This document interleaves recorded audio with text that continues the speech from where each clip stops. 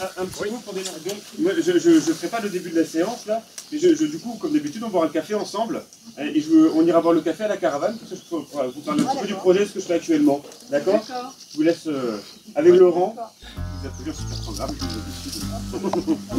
Et donc voilà, on arrive donc à la fin des 5 glaces. C'est là que va vraiment commencer la saison de jardinage parce que je pense que vous avez tous et tous commencé votre jardin. C'est pas simple avec ces gelées blanches et puis cette pluie qui ne tombe pas, il faut dire ce qui est. Alors quand je dis la pluie qui ne tombe pas, c'est pas en soi la pluie au point de l'attendre parce que j'aime la pluie, même si j'aime pas la pluie, ça me dérange pas trop. Et je préfère qu'il fasse beau quand même comme tout le monde.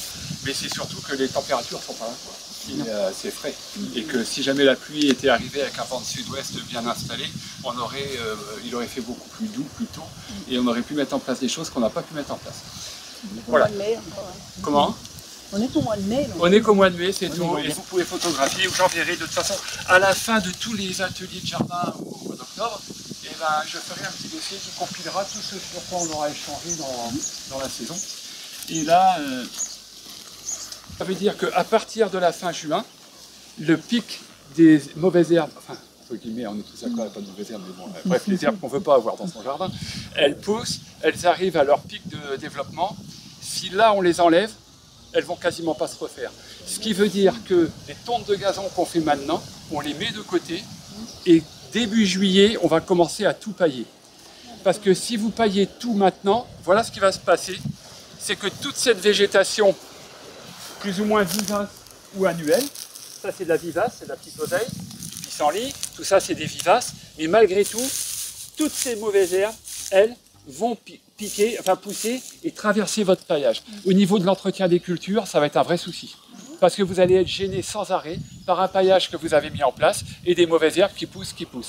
Alors que si vous mettez votre culture en place, que vous la cerclez de manière régulière, il n'y a pas de mauvaises herbes, c'est le cas par exemple des échalotes, et dès lors que la mi-juillet, même si on se rapproche de la récolte pour les échalotes, mais on va commencer à pailler le sol dès la fin juin, et il n'y a quasiment plus rien qui va repousser.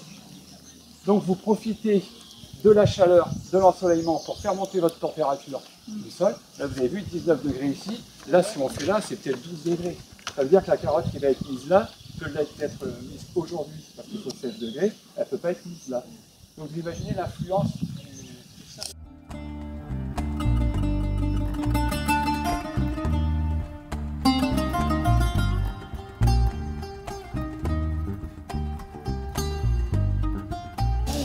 J'ai mis tout mon compost ici.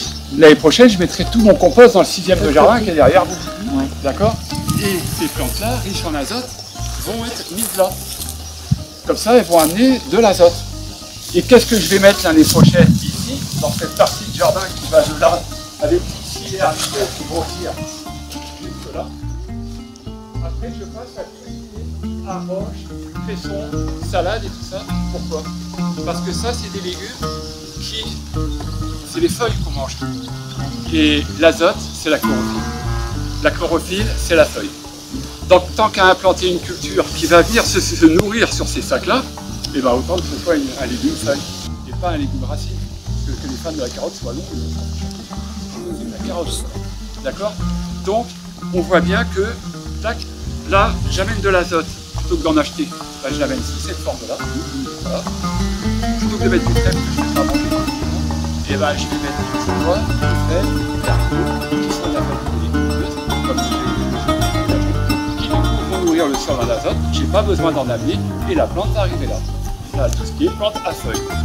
Du coup, elle va en même temps se nourrir du reliquat de compost que n'auront pas consommé les cours et les poussières. Et là, du coup, j'ai plus besoin de faire de plantes de jardin. Alors,